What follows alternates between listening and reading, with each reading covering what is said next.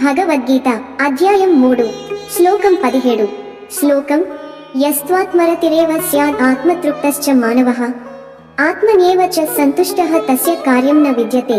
అనువాదం: ఎవరు తమలోనే ఆనందం పొందుతారో, తమలోనే తృప్తి చెందుతారో, తమలోనే సంతుష్టిగా ఉంటారో అటువంటి మనిషికి చేయాల్సిన కర్తవ్యమే ఉండదు.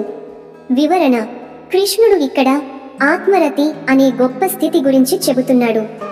తన ఆనందానికి బయటి వస్తువులపై ఆధారపడని వ్యక్తి, తనలోని ఆత్మతత్వంలోనే తృప్తి చెందే వ్యక్తి, తన ఆనందం, సంతృప్తి అంతర్గతంగా వచ్చే వ్యక్తి, ఇలాంటి వారు స్వార్థం, లోభం, అసూయలకు దూరంగా ఉంటారు.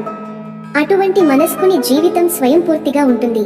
అతనికి ఏ విధమైన బలవంతపు కర్తవ్యబంధనం ఉండదు. తాత్విక సందేశం: నిజమైన ఆనందం బయట కాదు, మన అంతరంగంలోనే ఉంది. మనలో సంతృప్తి కలిగితేనే స్వేచ్ఛ, శాంతి లభిస్తాయి. ఉదాహరణ: ఒక సాధువు అడవిలో నివసిస్తూ తక్కువ అవసరాలతో, ఎటువంటి కోరికలు లేకుండా జీవిస్తాడు. అతని ఆనందం ధనం, వస్తువుల వల్ల కాదు, తనలోని ఆత్మసాక్షాత్కారం వల్ల. End note.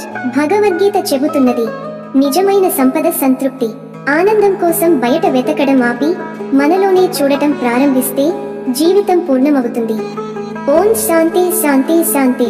కామెంట్లలో మీ అభిప్రాయాన్ని చెప్పండి, లైక్ చేయండి. ఈ తాత్విక సందేశాన్ని మీ మిత్రులతో షేర్ చేసుకోండి. తదుపరి శ్లోకానికి ఛానల్ సబ్స్క్రైబ్ చేయండి. ధన్యవాదములు. జై శ్రీ కృష్ణ.